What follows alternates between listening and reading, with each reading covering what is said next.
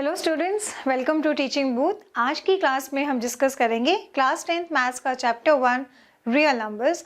Chapter start करने से पहले हम ये देखते हैं कि इस चैप्टर के अंदर टोटल नंबर ऑफ कंसेप्ट्स कितने हैं। ठीक है, तो इस चैप्टर को टोटल 8 कंसेप्ट्स में डिवाइड किया गया है। क्लास वाइज क्लास हम इन कंसेप्ट्स को कवर करते जाएंगे with the respective exercises.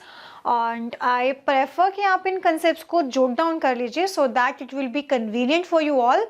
While revision कोई भी कंसेप्ट आपसे मिस नहीं हो पाएगा। क्लियर? तो आज की क्लास में हम फर्स्ट 4 कंसेप्ट्स करेंगे, जिसमें पहला कंसेप्ट होगा introduction of real numbers, concept number 2 Euclid's division lemma, concept number 3 Euclid's division algorithm, and last concept will be the fundamental theorem of arithmetic। In 4 concept के बेसिस पे आपके 2 exercises हैं, exercise 1.1 and exercise 1.2। तो ये है आपकी आज की क्लास का सिलेबस। स्टार्ट करते हैं। पहला concept introduction of real numbers. Introduction start करने से पहले हम एक इंफॉर्मेशन जानेंगे अबाउट नंबर्स। मैथमेटिक्स में बोला गया है कि जो नंबर्स हैं वो सिर्फ 2 तरीके के होते हैं, या तो नंबर होते हैं रियल नंबर्स या फिर होते हैं इमेजिनरी नंबर्स। इन 2 नंबर्स के अलावा मैथ्स में कोई थर्ड टाइप का नंबर नहीं है। ठीक, रियल नंबर्स तो आप क्लास 10th में अभी पढ़ोगे, बट अबाउट इमेजिनरी नंबर्स हम क्लास 11th में पढ़ेंगे अंडर कॉम्प्लेक्स नंबर्स। अब आप सोच रहे होगे मैम पढ़ना ही तो है क्लास 11th में, तो क्लास 10th में क्यों पढ़ा रहे हो? सो क्लास 10th में इमेजिनरी नंबर को इंट्रोड्यूस करने का इंटेंशन सिर्फ इतना है कि आपको अच्छे से क्लियर हो सके कि रियल नंबर्स कहते कि नहीं हैं। ठीक है, अब इन नंबर्स को जानने के लिए नंबर्स की हिस्ट्री में चलते हैं। 17th सेंचुरी में जब नंबर्स की स्टडी की जा रही थी तो एक वेल नोन मैथमेटिशियन हुए जिनका नाम था रेने डेकार्ट। इनका मैथ्स में बहुत ज़्यादा कंट्रीब्यूशन है। आप आने वाले कंसेप्ट्स में भी इनका कुछ ना कुछ जिक्र सुनोगे ही। ठीक है, सो रेने डेकार्ट जब नंबर्स की स्टडी कर रहे थे तो स्टडी करते हुए उन्होंने बहुत सी इक्वेशंस भी बनाई हैं और सॉल्व की हैं, बट एक क्वाड्रेटिक इक्वेशन सॉल्व करते हुए उनको कुछ अजीबोगरीब रिजल्ट मिले। अब वो रिजल्ट क्या मिला था वो देखते हैं। हम क्वाड्रेटिक इक्वेशन लेते हैं x² + 4 = 0। इस इक्वेशन को सॉल्व करते हुए उनके पास कुछ इस तरीके का नंबर आया, x² √-4। -4 का स्क्वायर रूट उन्हें निकालना था। -4 का तो नहीं पता, बट +4 का तो हमें पता है स्क्वायर रूट क्या होता है, 2। जब हम 2 को 2 टाइम्स मल्टीप्लाई करते हैं, 2 × 2, तो हमारा आंसर आता है +4। बट उनको चाहिए था -4 का स्क्वायर रूट। सो -4 का स्क्वायर रूट निकालने के लिए उन्होंने -2 का स्क्वायर चेक करा, क्या उसका आंसर -4 आता है? हम भी चेक करते हैं।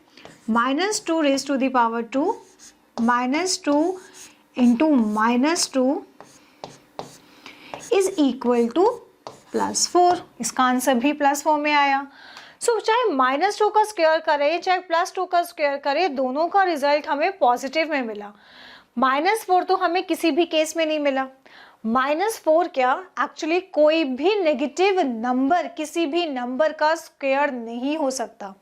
As you can see here, 2 negatives मिलकर एक पॉजिटिव बन जाता है। ठीक है, सो नेगेटिव नंबर का स्क्वायर करेंगे तब भी पॉजिटिव आंसर ही आएगा, और पॉजिटिव का तो पॉजिटिव आता ही है। सो हर तरीके से जब उन्होंने -4 का स्क्वायर रूट निकाला और रिजल्ट उन्हें कुछ नहीं मिला, सो आउट ऑफ फ्रस्ट्रेशन उन्होंने डेरोगेटरी मार्क देते हुए, इंसल्ट करते हुए कहा कि इन जैसे नंबर्स तो हमारी सिर्फ इमेजिनेशन में ही लाई कर सकते हैं, मैथ्स में तो ये एग्जिस्ट कर नहीं सकते। क्यों? क्योंकि उसका कोई सॉल्यूशन ही नहीं निकल रहा। हैंस उन्होंने बोला कि इस तरीके के नंबर्स को बोला जाएगा इमेजिनरी नंबर्स।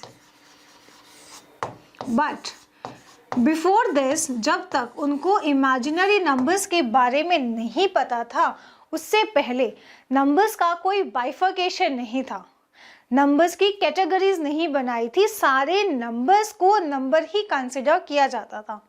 ठीक, बट जब उन्हें इमेजिनरी नंबर मिला, ऐसा नंबर जो नेगेटिव है और अंडर रूट में है, और उसका कोई सॉल्यूशन नहीं है, तो उनको उन्होंने इमेजिनरी नंबर बोल दिया। उसके अलावा rest of the numbers, any number that you can think of, वो सारे नंबर्स रियल नंबर्स का कंसिडर किया जाएगा। क्लियर? सो रियल नंबर कोई नया नंबर नहीं है, वो बाकी सारे नंबर्स हैं जो इमेजिनरी नहीं है। और इमेजिनरी तो सिर्फ एक ही तरीके का नंबर है, जब negative number under square root में होगा। ठीक? So just in order to differentiate it from imaginary numbers, बाकी सारे नंबर्स को रियल नंबर्स का नाम दे दिया गया। ठीक है? अब इमेजिनरी नंबर्स के ऊपर रेने डिकार्ट ने और स्टडी करी, और अपनी स्टडी का रिजल्ट उन्होंने ये दिया कि रियल नंबर्स तो एग्जिस्ट करते हैं, बट इमेजिनरी नंबर्स का कोई रोल मैथमेटिक्स में नहीं है, ये कंप्लीटली यूजलेस हैं। बट आफ्टर फ्यू इयर्स एक और मैथमेटिशियन आए जिनका नाम था विलियम रोवन हैमिल्टन। इन्होंने 1843 में और ज़्यादा स्टडी करी अबाउट इमेजिनरी नंबर्स, और इन्होंने हमें ये रिजल्ट दिया कि नहीं, इमेजिनरी नंबर्स यूजलेस नहीं है, इनका भी अपना एक यूज़ है, इम्पॉर्टेंस है, जो आप पढ़ोगे क्लास 11th में अंडर कॉम्प्लेक्स नंबर्स। सो अब आपको क्लियर हो गया होगा कि इमेजिनरी नंबर्स को क्यों इंट्रोड्यूस किया अभी, कि आपको क्लियर हो कि रियल नंबर्स किसे कहते हैं। जब तक मैथमेटिशियंस को इमेजिनरी नंबर नहीं मिला था, तब तक रियल नंबर जैसा कोई नंबर नहीं था। जब उन्हें इमेजिनरी नंबर मिला, सिर्फ इन ऑर्डर टू डिफरेंशिएट बाकी सारे नंबर से अलग करने के लिए उसको नाम दे दिया गया रियल नंबर्स, जो इमेजिनरी नहीं होते। अब रियल नंबर्स वो सारे नंबर्स हैं जो आप क्लास 10 तक पढ़ते आए हैं। अब जो नंबर्स हम अभी तक पढ़ते आए हैं, उन नंबर्स को रिकॉल करते हैं। ठीक है? चलिए, पहला नंबर है natural numbers. What are natural numbers? Natural numbers उन नंबर्स को कहा जाता है जो 1 से स्टार्ट हों और इन्फिनिटी तक जाएं। 1, 2, 3, 4 टिल इन्फिनिटी। नेचुरल नंबर्स के अंदर नेगेटिव नंबर्स नहीं आते, डेसिमल्स नहीं आते, फ्रैक्शंस नहीं आते। ठीक? जो नंबर पॉजिटिव है और 1 से स्टार्ट हो रहे हैं काउंटिंग और इन्फिनिटी तक जाए, वो नेचुरल नंबर्स है। Next is whole numbers. Whole numbers जब नेचुरल नंबर्स के साथ 0 इंक्लूड कर दिया जाए तो बन जाते हैं whole numbers. So whole numbers 0 से स्टार्ट होकर इन्फिनिटी तक जाते हैं। Same case with whole numbers, कि होल नंबर्स में नेगेटिव्स नहीं आते, फ्रैक्शंस नहीं आते, डेसिमल नंबर्स नहीं आते। ठीक है? Next, integers. What are integers? जितने भी नेगेटिव नंबर्स होते हैं और पॉजिटिव नंबर्स होते हैं इंक्लूडिंग 0, वो सारे नंबर्स होते हैं इंटीजर। सो माइनस इन्फिनिटी से लेकर -3, -2, -1, 0, +1, +2 से लेकर प्लस इन्फिनिटी, ये सारे ही नंबर्स होते हैं इंटीजर्स। इंटीजर्स के अंदर नेगेटिव, पॉजिटिव और 0 आते हैं, बट फ्रैक्शंस नहीं आते, डेसिमल नंबर्स नहीं आते। Clear? Next, odd numbers. What are odd numbers? Odd numbers उन इंटीजर्स को कहा जाता है जो 2 से कंप्लीटली डिविजिबल नहीं होते। कंप्लीटली डिविजिबल ना होना मतलब रिमाइंडर हमें 1 देता है। ठीक? फॉर एग्जाम्पल हम एक नंबर लेते हैं 3 को 2 से डिवाइड करा, 2 1 ज़ा 2, रिमाइंडर क्या आया? 1। इट मीन्स ये क्या हुआ? Odd numbers. So odd numbers वो सारे इंटीजर हैं जो 2 से डिवाइड होने पर रिमाइंडर हमें 1 देते हैं। ठीक? So for example 3, 5, 7, 9, 11, 13 and so on. But अभी हमने डेफिनेशन में बोला कि वो इंटीजर्स जो 2 से कंप्लीटली डिविजिबल नहीं होते। इंटीजर्स में तो नेगेटिव नंबर्स भी आते हैं। क्या नेगेटिव नंबर्स भी ऑड नंबर्स होंगे? Yes. -3, -5, -7, -9 and so on. Negative हो चाहे पॉजिटिव हो, अगर वो 2 से कंप्लीटली डिविजिबल नहीं है तो वो ऑड नंबर्स होंगे। ठीक, चलिए next is even numbers. What are even numbers? Just opposite to the odd numbers. Whereas जब odd numbers जो थे वो 2 से completely divisible नहीं थे, even numbers में वो integers आते हैं जो 2 से completely divisible होते हैं। It means divide करने पे हमें remainder 0 दे, ठीक है? For example 2, 4, 6, 8, 10, 12 and so on. इसमें भी डेफिनेशन में बोला गया ऐसे इंटीजर्स में नेगेटिव भी आते हैं, सो -2, -4, -6 एंड सो ऑन। तो नेगेटिव हो चाहे पॉजिटिव हो वो दोनों ही इवन नंबर्स होंगे अगर वो 2 से कंप्लीटली डिविजिबल होता है। अब एक इंटीजर बच गया, दैट इज 0। ना तो हमने उसे ऑड में लिखा ना ही इवन में लिखा, तो 0 क्या है? क्या ऑड है या इवन है? 0 एक इवन नंबर है। वाई? 0 उस कंडीशन को सेटिस्फाई कर रहा है कि 2 से डिवाइड होने पर रिमाइंडर 0 दे। 2 को 0 से डिवाइड करेंगे रिमाइंडर 0 ही आएगा। और दूसरा कंडीशन कि 0 को जब भी हम किसी भी ऑड नंबर के साथ लिखते हैं तब वो हमें उसको इवन बना देता है। कैसे? फॉर एग्जाम्पल 3 एक ऑड नंबर है, 3 के साथ 0 लिखा 30 बना और 32 से डिविजिबल हो जाता है। 2 1 से 2, 2 5 से 10, रिमाइंडर 0। मीन्स 30 क्या बन गया? इवन। ठीक है, तो 0 किसी भी ऑड के साथ लिख दिया जाए तो उसको ऑड को भी वो इवन बना देता है। Clear? Next, prime numbers. What are prime numbers? Prime numbers उन नंबर्स को कहते हैं जो अपने नंबर से और 1 से डिविजिबल होता है।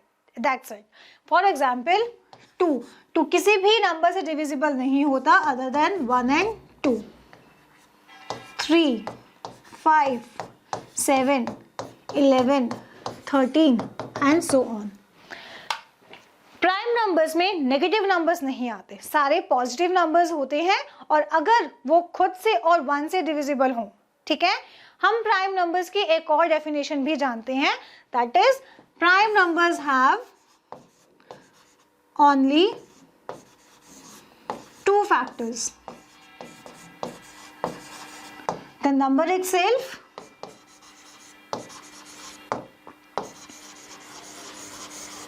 and 1। ठीक, next, composite numbers. What are composite numbers? Just opposite to the prime numbers. Composite numbers वो numbers जो अपने अलावा और भी number से divisible हो सकते हैं। For example 4, 6, 8, 20 and so on। जैसे कि 4 1 से भी divisible है, 2 से भी, 4 से भी। 6 1 से divisible, 2 से, 3 से, 6 से। सो अपने अलावा और 1 के अलावा भी एक और नंबर है जो इनको डिवाइड कर रहा है, इसमें भी है, ऐसे ही बाकी एग्जाम्पल्स में भी। सो ऐसे नंबर्स जो खुद के अलावा भी किसी नंबर से डिविजिबल होते हैं वो कॉम्पोजिट है, और इनको हम ये भी कह सकते हैं that have composite numbers have more than 2 factors. Factors वो नंबर्स होते हैं जिस नंबर से नंबर कंप्लीटली डिविजिबल हो पाए।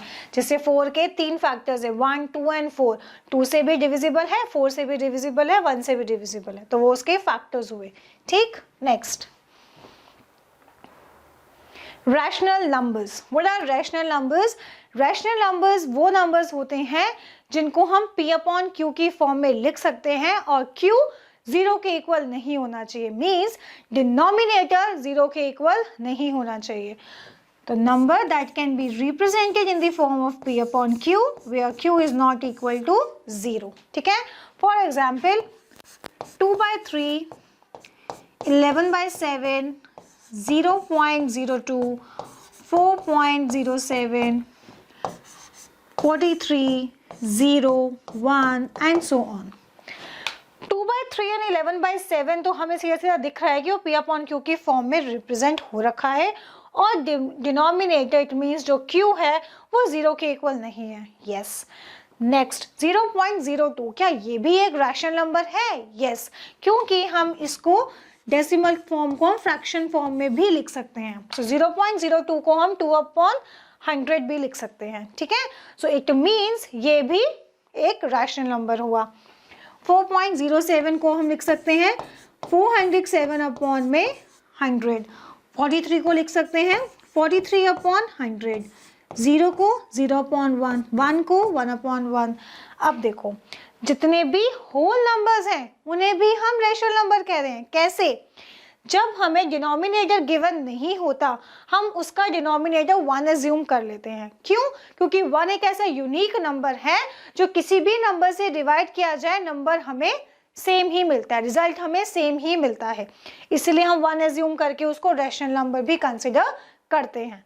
तो अब आपको एक चीज समझ आ रही होगी कि रैशनल नंबर्स बाकी सारे नंबर्स का सम अप है। तो वो उसमें इंटीजर्स भी आ गए, उसमें प्राइम नंबर्स भी, कॉम्पोजिट भी, इवन भी, ऑड भी, नेचुरल भी, होल भी, सारे नंबर्स आ गए। सो रैशनल नंबर बाकी सारे नंबर्स का सम अप है, ठीक है। तो अब हमने इंटीजर बोला तो इंटीजर बोला इट मीन्स इसके अंदर -2 भी आ सकता है, -4/7 भी आ सकता है, मतलब नेगेटिव नंबर्स भी इन्वॉल्व हो सकते हैं, ठीक। Next irrational numbers. What are irrational numbers? Just opposite to the rational numbers. जब rational numbers हम p/q की फॉर्म में लिख सकते थे, irrational को वहीं हम p/q की फॉर्म में नहीं लिख सकते। For example √2, √5, pi and so on. इनकी जो वैल्यू होती है उनका डेसिमल एक्सपेंशन नेवर एंडिंग होता है, वो आप अभी आगे फर्दर कंसेप्ट्स में सीखोगे। सो इस तरीके के नंबर्स जो p/q की फॉर्म में नहीं लिखे जा सकते उन्हें कहते हैं इर्रेशनल नंबर्स। और ये सारे ही नंबर्स क्या होते हैं? Real numbers. So real numbers को हम एक और डेफिनेशन में भी जानते हैं कि real number is a collection of rational and irrational numbers. Rational numbers जितने भी नंबर्स अभी हमने तक पढ़े वो सारे रैशनल, और इर्रेशनल वो नंबर्स जो p/q की फॉर्म में नहीं लिख सकते। तो सारे ही नंबर्स क्या हुए? Real numbers. क्लियर? चलिए अब स्टार्ट करते हैं कंसेप्ट नंबर 2।